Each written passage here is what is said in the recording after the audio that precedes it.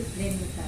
Kita bertemu lagi di dalam ibadah online pada Minggu 3 Mei 2020. Mari Bapak Ibu Saudara, kita akan menikmati hadirat Allah, kasih Allah. Kita akan terus bersukacita di dalam Dia, dalam ibadah online GBI Good Grenita. Yuk!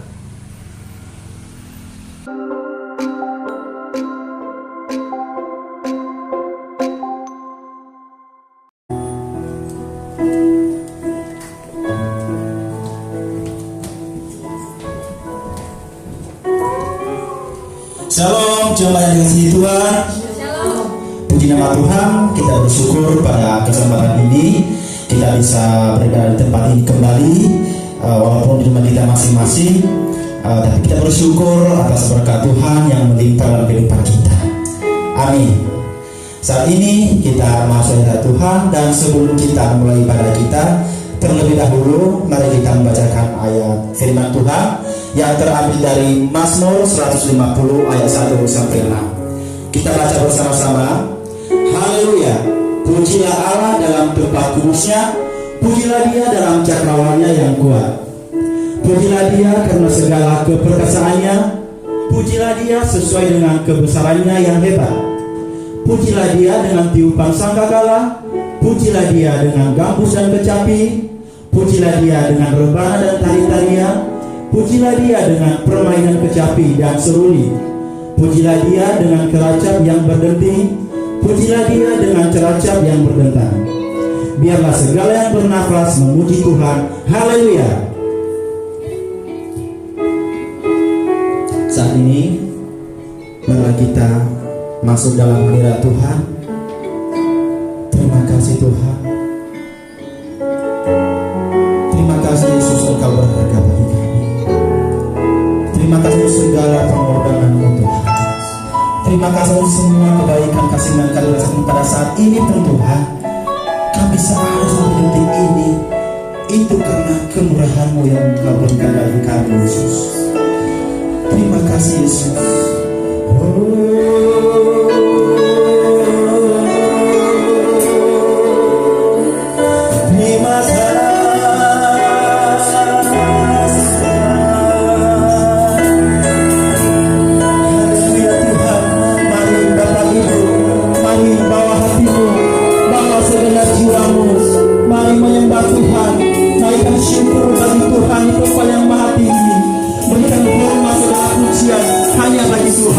Haleluya Tuhan.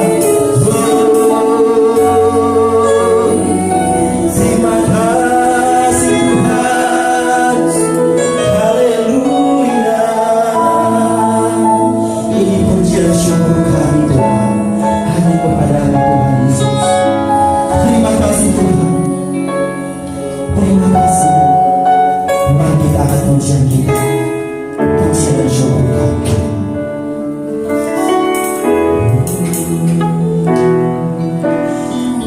Pujian dan syukur kami. Kami bawa kepadamu Yesus,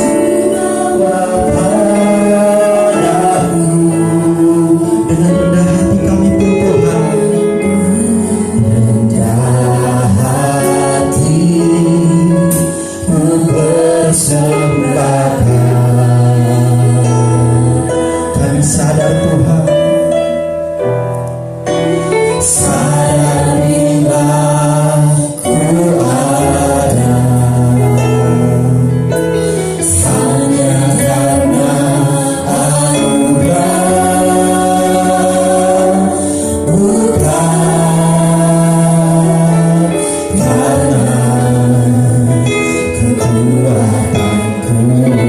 segenap hati kita katakan dari awal, pujian syukur kami Tuhan. Haleluya Yesus. Pujian dan syukurku Tuhan, membawa padamu dengan rendah hati kami Yesus. Dengan rendah hati mempersembahkan. Sadar bila kami ada Tuhan.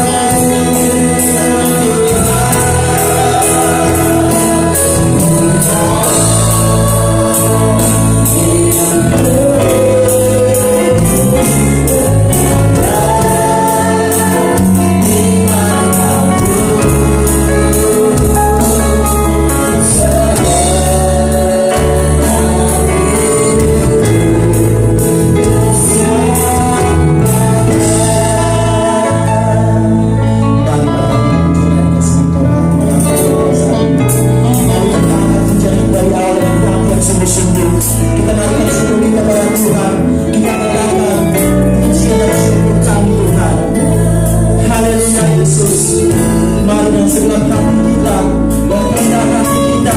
Kita angkat kepada Tuhan. Haleluya Yesus, terima kasih Tuhan.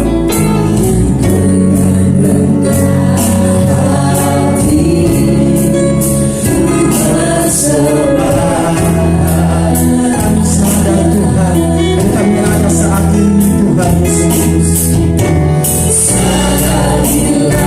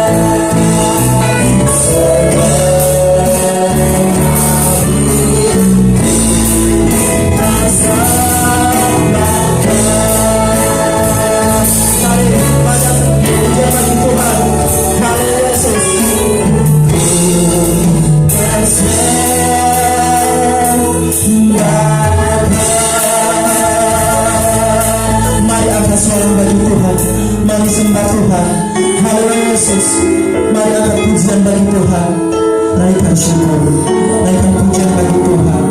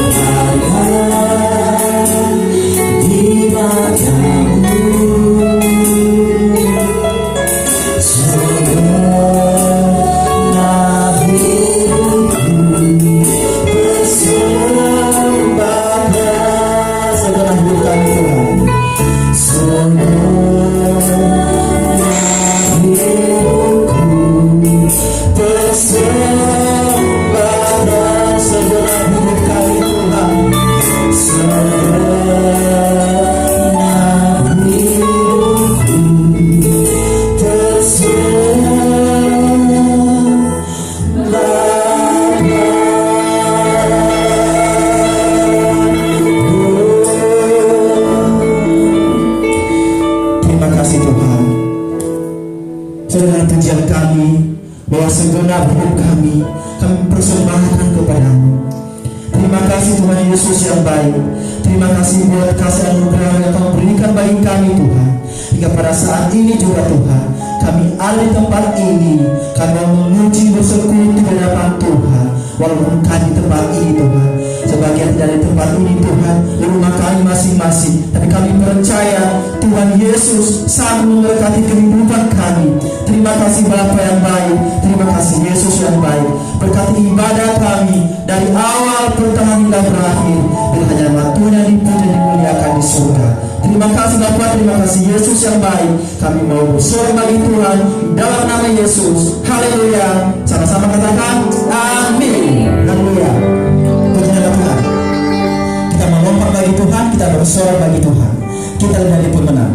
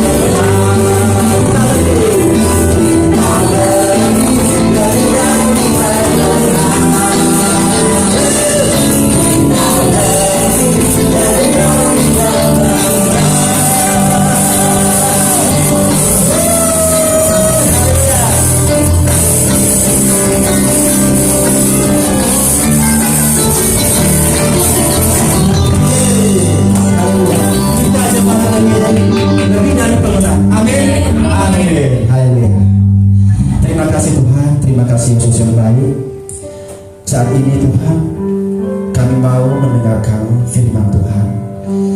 Kami mau mendengarkan Tuhan. Berikan kami hikmat untuk mendengarkan. Terima kasih Yesus. Terima kasih Yesus.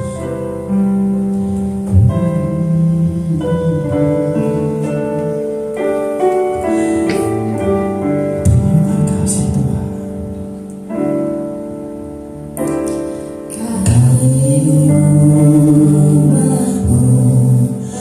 Rendahkan diri, sujud dan berdoa, mencari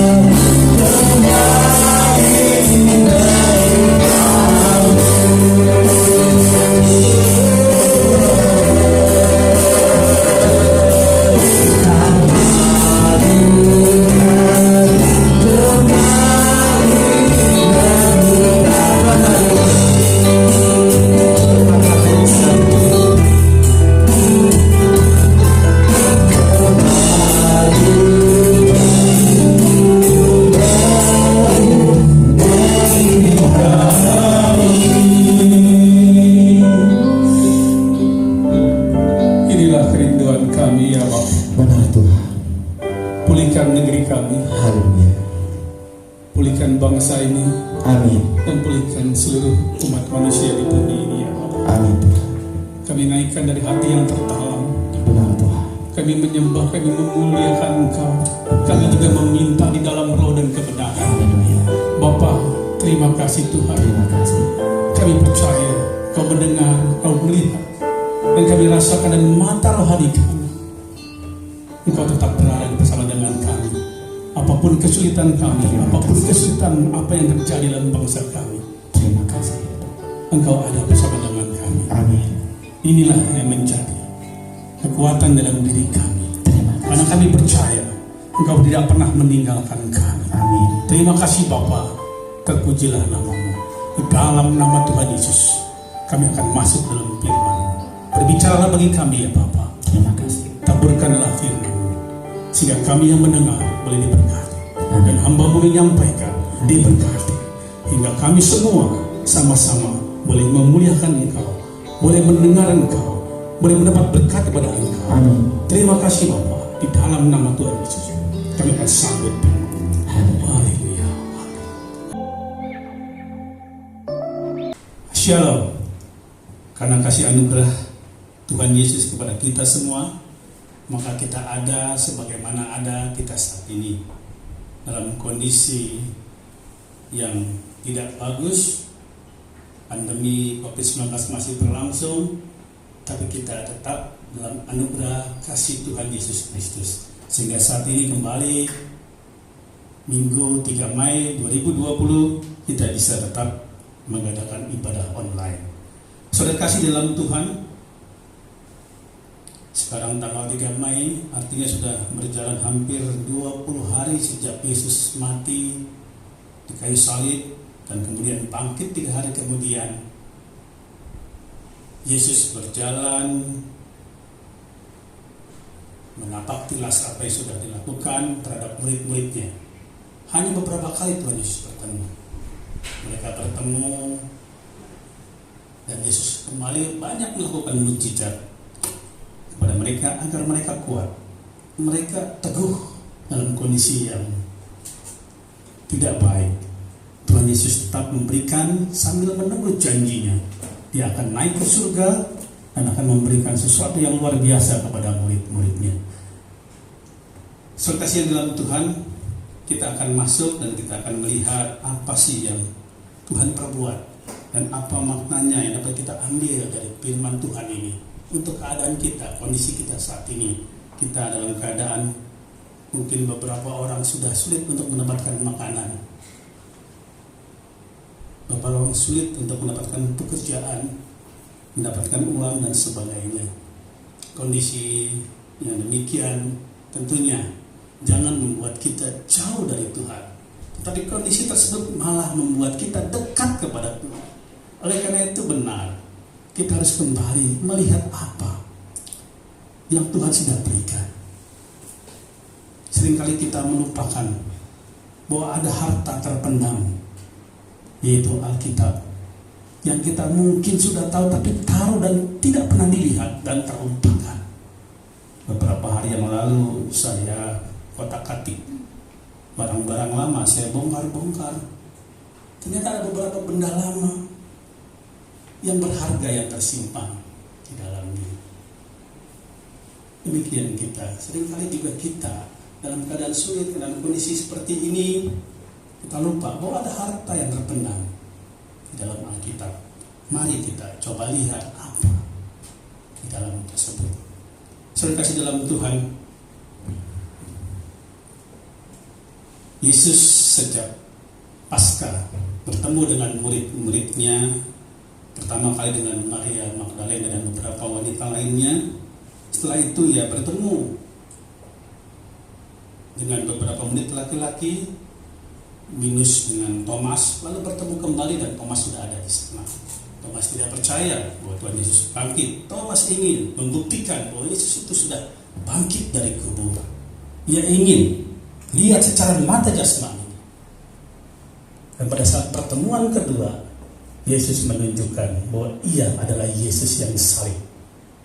Secara jasmani dia tunjukkan dan tangannya dimasukkan, ada bekas luka ada bolongan sehingga Thomas bisa memasukkan ujung jarinya. Di situ Thomas percaya bahwa Yesus yang dia sembah, Yesus yang diikuti gurunya itu adalah benar. Dia yang mati dan bangkit, dan nanti setelah 40 hari akan naik ke surga. Saudara kasih dalam Tuhan, di dalam masa 40 hari ini, Yesus menampakkan diri, dan ada sesuatu yang kita pelajari di sini. Kita akan baca di Yohanes 21. Yohanes 21, kita akan baca satu perikop di sini dari 21 ayat 1 hingga ayat 14. Kita akan baca ayat demi ayat, dan kita akan melihat ada sesuatu yang dapat kita ambil apa yang Tuhan inginkan dalam kehidupan kita. Yesus menampakkan diri kepada murid-muridnya di pantai danau Tiberias. Kemudian Yesus menampakkan diri lagi kepada murid-muridnya di pantai danau Tiberias, dan ia menampakkan diri sebagai berikut. Saudara yang dikasih Tuhan, ini penampakan Yesus yang ketiga kali. Setelah pertama Petrus, lalu kedua Thomas dalam satu tempat, dan ini yang ketiga berada di tepi pantai danau Tiberias.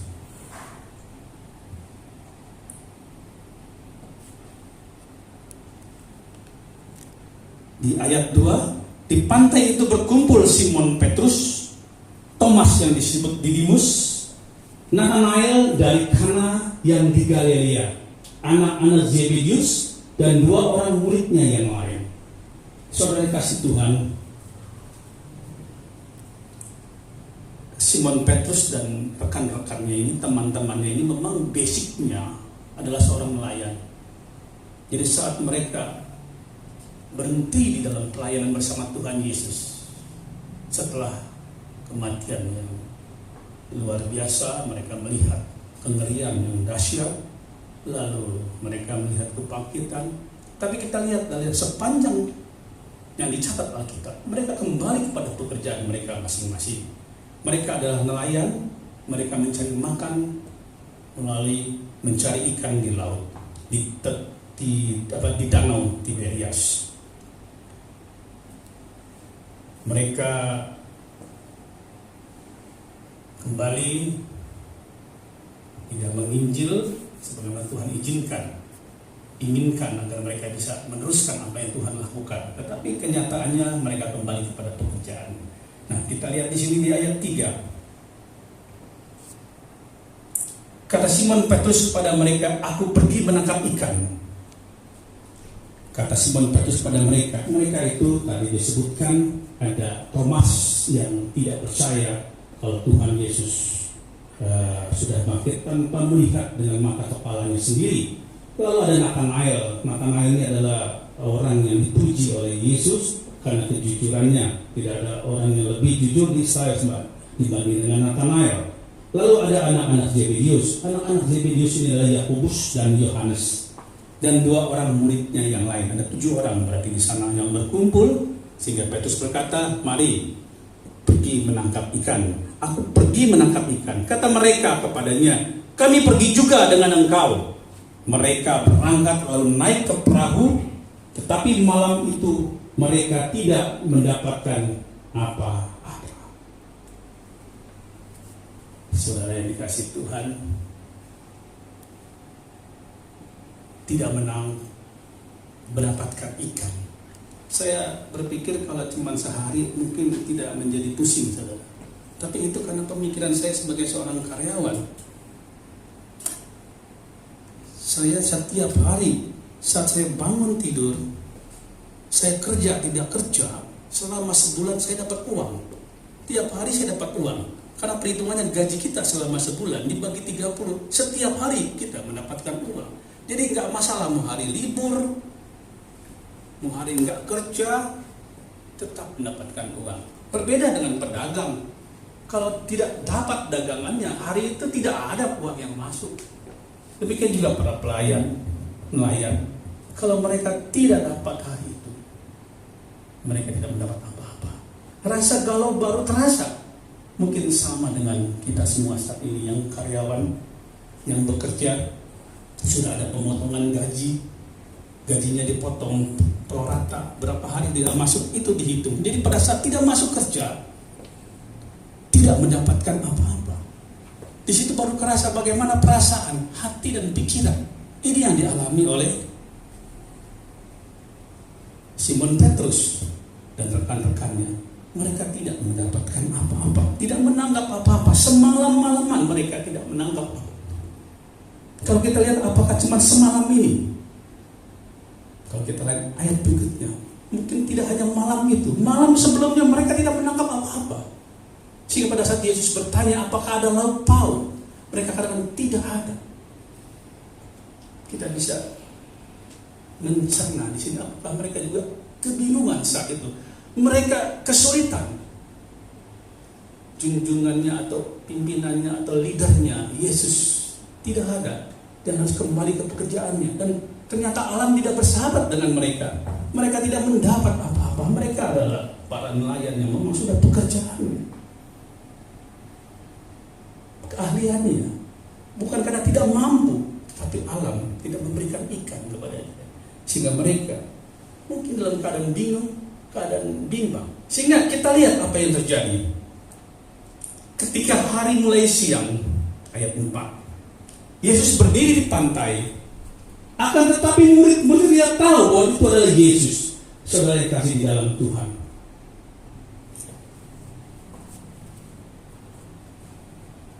Aneh, ya. Tadi di depan saya sampaikan bahwa ini adalah pertemuan yang ketiga. Tapi mengapa? Dikatakan di Alkitab, mereka tidak tahu di Yesus. Yesus datang, mereka cuek saja karena tidak tahu itu siapa. Saudara kasih dalam Tuhan, kita berteman sudah sekian lama.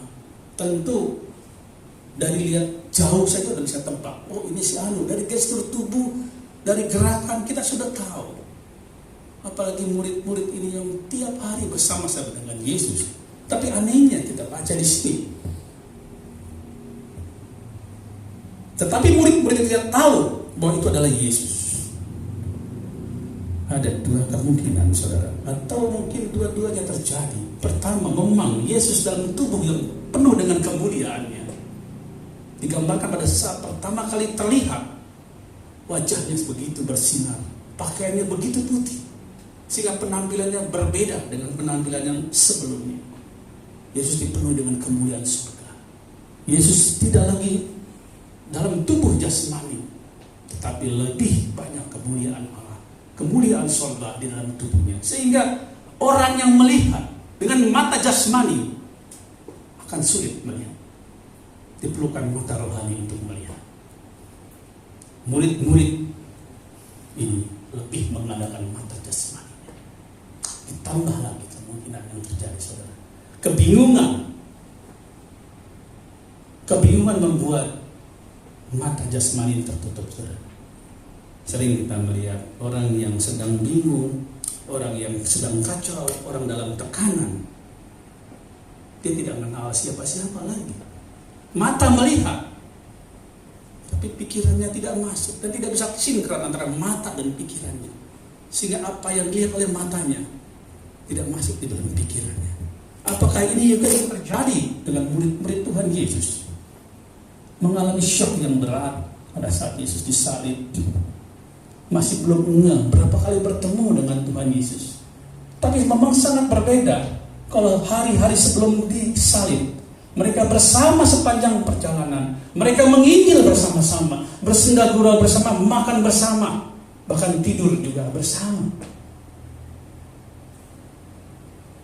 Di saat Zara Paskah sampai menjelang kenaikan itu, hanya 3 kali dicatat oleh Yohanes.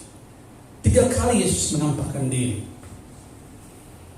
Ini penampakan yang ketiga atau penampakan yang terakhir. Mereka merasa begitu kehilangan, mereka ketakutan. Ditambah lagi tadi kita baca, tidak menangkap apa-apa.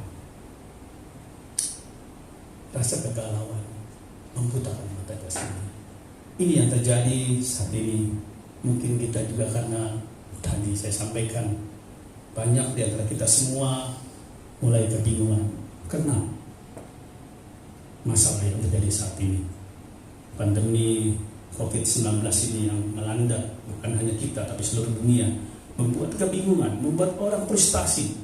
Bahkan ada yang saking matanya buta menjebloskan anaknya ke sungai dan mati bersama-sama. Apa? Karena ada rasa takut, rasa sesuatu yang mencekam, membuat mereka buta, matanya buta, pikirannya tumpul.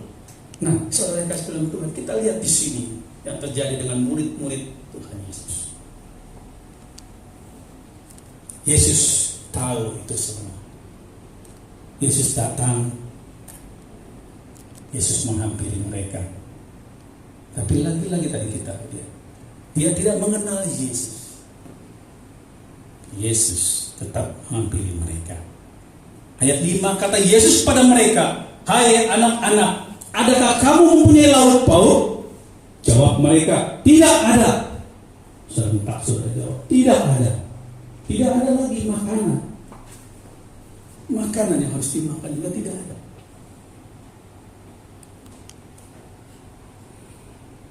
Kita lihat di sini, Yesus datang, Yesus memberkati. Yesus datang, Yesus menyelesaikan permasalahan. Maka kata Yesus kepada mereka di ayat 6, "Tebarkanlah jalamu di sebelah kanan perahu, maka kamu akan peroleh." Lalu mereka menebarkannya dan mereka tidak dapat menariknya lagi karena banyaknya ikan. Saudara yang kasih dalam Tuhan, kalau saudara ingat peristiwa ini seperti deja vu, saudara ya. Kalau orang bilang ada sesuatu yang terjadi kok kayaknya mirip seperti di masa lalu.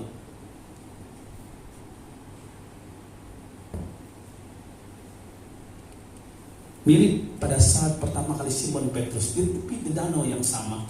Yesus bertemu kepada Simon Petrus saat itu sedang menjala ikan. Mereka sudah semalam-malaman tidak mendapat ikan. Lalu mereka bertemu dengan Yesus dan Yesus suruh menebarkan jalannya. Mirip peristiwanya. Dan Simon Petrus tidak kenal Yesus saat itu. Tapi dia merasa ada sesuatu yang menggerakkan hatinya. Dia percaya kepada orang itu. Dia percaya kepada orang yang berkata itu. Lalu dia tebarkan jalan. Dan apa yang terjadi? Mereka mendapat ikan. Yang sebelumnya tidak ada ikan. Tapi setelah mengikuti apa yang dikatakan Tuhan Yesus, mereka mendapatkan ikan. Bukan hanya 1-2, tapi banyak. Bahkan jalannya sampai begitu berat. Artinya berkat yang diberikan melampaui apa yang dipikirkan oleh mereka. Nah, ini yang terjadi, saudara. Kejadian sama dan terjadi dengan Simon Petrus beserta dengan rekan-rekannya yang lain. Kalau dulu pertama kali bertemu dengan Yesus, sekarang saat Tuhan Yesus dalam perbedaan, dalam tubuh kemuliaan yang luar biasa. Yesus datang dan menanyakan hal yang sama. Adakah lauk pauk? Tidak ada. Lalu berikutnya Yesus berkata, "Tebarkanlah jalamu di sebelah kanan perahu, maka akan kamu peroleh." Lalu mereka menebarkannya dan mereka tidak dapat menariknya lagi karena banyaknya ikan. Kita lihat di sini, saudara. Kita menyimak di sini. Tuhan Yesus tidak pernah tinggalkan murid-muridnya. Tuhan Yesus tetap melakukan ujian pada saat Yesus masih ada sebagai manusia, cara tubuh jasmani manusia, dan saat Yesus sudah bangkit dari kematian, Yesus tetap masih ada, memberikan pertolongan kepada mereka yang membutuhkan, memberikan jalan keluar bagi mereka yang meminta tolong kepada Tuhan. Dan bahkan Yesus sendiri datang ke sana menghampiri mereka. Inilah mengapa kita begitu sangat percaya kepada Tuhan Yesus, menaruh iman kita kepada Tuhan Yesus, karena ini yang kita rasakan. Mari saudara kasih di dalam Tuhan, kalau kejadian seperti itu menimpa kita saat ini. Mari kita lihat dalam firman ini. Mata jasmani kita mungkin buta karena pikiran kita. Mari datang terus kepada Tuhan. Ingat doa Bapa kami, berikanlah kami makanannya secukupnya. Setiap pagi kita berdoa. Jangan lupa saudara, doa Bapa kami dasar dari segalanya. Dan saat itu kita percaya, pada saat kita meminta kepada Bapa, Yesus berkata, bunga di padang dia hiasi, burung di udara dia pelihara. Masakan kita sebagai anak Allah tidak dipelihara? Makanya Tuhan Yesus mengajarkan, berikanlah kami makanan yang secukupnya. Ada makanan saudara. Anak-anak Tuhan diberi makan. Amin saudara. Kita harus mengamini. Ini dia perkataan Tuhan Yesus. Dan Tuhan Yesus menunjukkan kepada kita pada siang hari. Dia sampaikan kepada murid-muridnya, kepada Simon Petrus, mujizat Allah masih terjadi. Dalam kondisi yang sesulit apapun, mujizat Allah terjadi. Yang terpenting di sini, kita percaya, kita punya iman, dan jangan mata jasmani kita jadi buta. Buka mata rohani kita, agar kita percaya bahwa Yesus tidak pernah meninggalkan kita. Di dalam kondisi apapun, dalam kesulitan apapun, tetap teguh kepada Tuhan Yesus. Kita lihat selanjutnya saudara. Maka murid yang dikasih Yesus berkata kepada Petrus, itu Tuhan. Ketika Petrus mendengar bahwa itu adalah Tuhan, maka ia mengenakan pakaiannya, sebab ia tidak berpakaian, lalu terjun ke dalam danau. Murid yang dikasih Tuhan Yesus yang pertama kali melihat, mata jasmaninya bisa melihat. Yang dikasih Tuhan Yesus adalah anak-anak Zebedius, Yakobus dan Yohanes. Yang dikasih Yesus adalah Yohanes yang menulis surat ini. Murid-murid yang lain datang dengan perahu karena mereka tidak jauh dari darat, hanya kira-kira 200 hasta saja, dan mereka menghela jala yang penuh ikan itu. Ketika mereka tiba di darat, mereka melihat api arang dan di atasnya ikan dan roti. Coba kalau saudara perhatikan, tadi Tuhan Yesus berkata, apakah ada lauk pauk? Dijawab tidak ada ikan. Ada roti saudara? Tentunya tidak ada roti saudara. Tapi mengapa ayat ini berkata, ketika mereka tiba di darat, mereka melihat api arang dan di atasnya ikan dan roti. Yesus tahu kebutuhan murid-murid. Yesus sudah menyediakan saudara. Ada ikan dan roti. Tuhan Yesus bawa untuk murid-muridnya makanan yang mereka butuhkan. Kata Yesus kepada mereka, bawalah beberapa ikan yang baru kamu tangkap itu.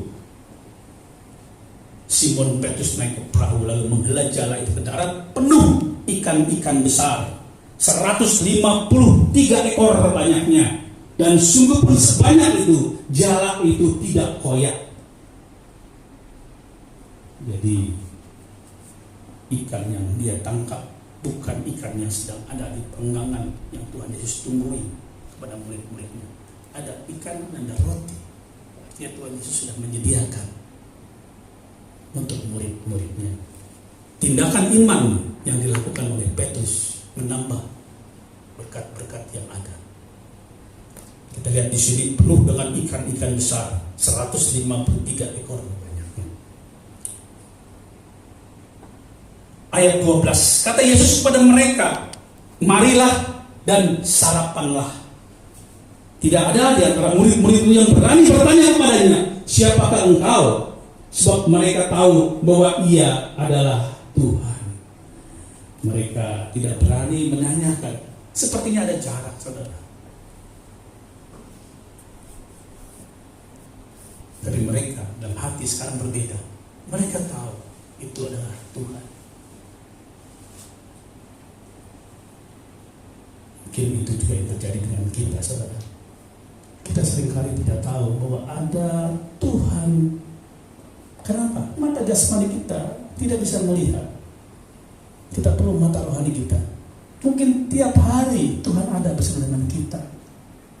Kita tidak tahu dalam wujud apa. Tapi di sini bisa kita simak. Mata jasmani tidak melihat, tapi kita percaya ada Tuhan Yesus bersama dengan kita. Sepanjang kehidupan kita dari melek mata kita sampai malam, Tuhan beserta dengan kita. Oleh karena itu, mari tetap buka hubungan kita dengan Tuhan Yesus. Di dalam kesulitan apapun, dalam permasalahan apapun, berdoalah. Sampaikanlah kepada Tuhan Yesus. Dia adalah guru, dia adalah teman, dia adalah Tuhan kita. Dia si jawab kita di dalam pelayanan kita. Berbukalah bersama. Kita lihat di sini, sungguh kalau seandainya kita ada saat itu, Yesus berkata, mari dan sarapanlah. Yesus mengajak, mari makan bersama-sama dengan aku. Saudara yang kasih dalam Tuhan, inilah yang menjadi kekuatan. Ada rasa kedekatan pada saat makan bersama. Oleh karena itu, mengapa Tuhan Yesus berkata, perjamuan terakhir ini menjadi satu momen untuk tetap kita yang ada 2000 tahun kemudian seperti saat ini masih bisa merasakan apa yang dirasakan oleh murid-murid Yesus. Yesus berkata, mari dan sarapanlah.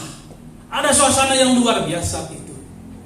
Ada kebersamaan dan pertolongan Tuhan di dalam kesulitan. Saat ini juga, nanti sebentar kita akan angkat roti, kita akan cawan, kita akan sama-sama melakukan perjamuan kudus. Kita rasakan di sini ada Allah, ada Yesus yang hadir, ada Yesus yang menyampaikan, perbuatlah ini menjadi peringatan akan daku, menjadikan suasana itu seperti saat ini, saat di mana murid-murid itu merasakan sukacita yang besar. Mereka begitu berbahagia. Dari sini, pertemuan terakhir ini mengubah mereka. Mereka kembali militan. Mereka kembali menyebar kemana-mana. Bahkan ada yang matinya lebih daripada Tuhan Yesus. Ada yang disalibnya terbalik. Ada yang dipotong kakinya. Ada yang dicelupkan ke dalam panas. Tapi mereka dengan iman dan percaya, Tuhan Yesus tidak pernah meninggalkan mereka. Inilah yang jadi kekuatan mereka. Yesus maju ke depan, mengambil roti dan memberikannya kepada mereka. Demikian juga ikan. Saudara yang kasih di dalam Tuhan, Yesus mengajak makan bersama. Saat ini saudara, kita masuk dalam perjamuan kudus. Kita akan makan roti bersama-sama dengan Tuhan Yesus. Haleluya. Haleluya. Bapak, kami sudah mendengar firman-Mu.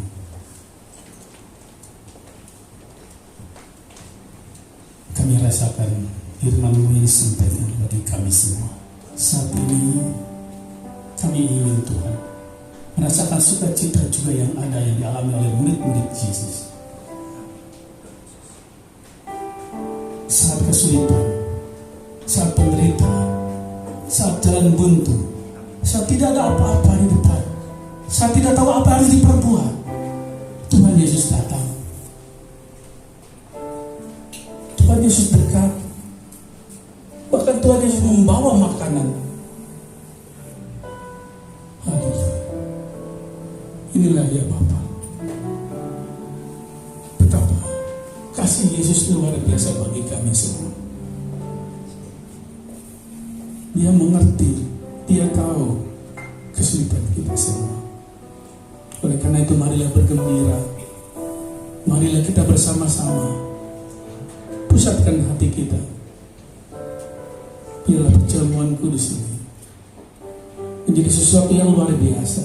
Suasana surga boleh turun, kasih Allah boleh turun, dan kita merasakan Bapak Ibu dimanapun di rumah masing-masing saat ini, biarlah bisa merasakan saat perjamuan kudus boleh diangkat dan kita makan dan kita minum bersama-sama. Kita inginkan suasana itu, dan kita ingin kedekatan kita dengan Tuhan tidak pernah lepas, tidak pernah bisa dihalangi oleh apapun juga, karena kita punya Allah yang begitu dekat di hati kita, di pikiran kita, di dalam kehidupan kita. Yesus nyata, Yesus hadir bagi kita semua. Haleluya. Bapa, haleluya.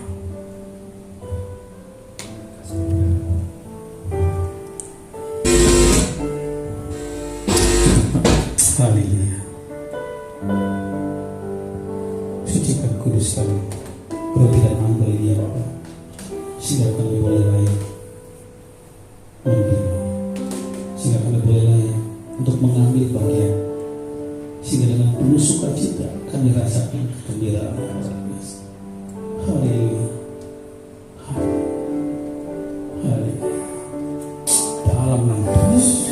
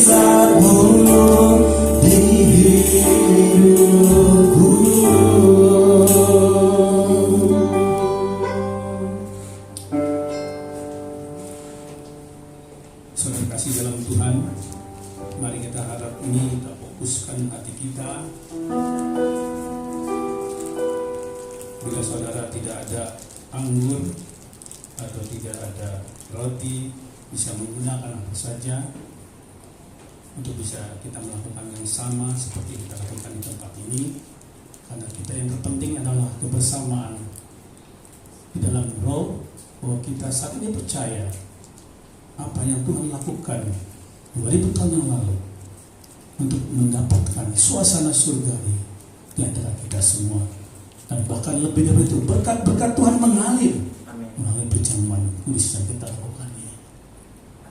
Jadi gunakanlah apa yang ada sebagai lambang untuk darah dan tubuh Kristus. Mari, bila kita sudah siap semua,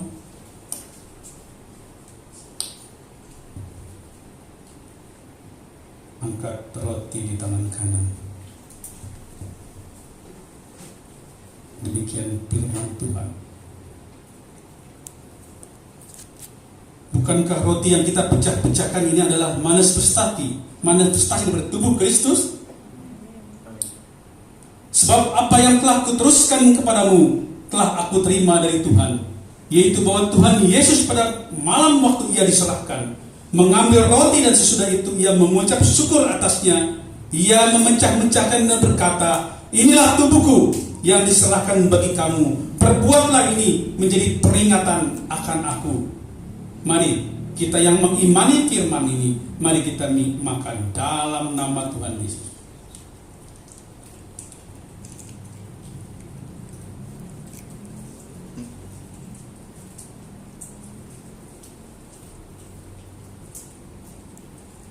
Haleluya. Haleluya. Terima kasih Yesus. Terima kasih.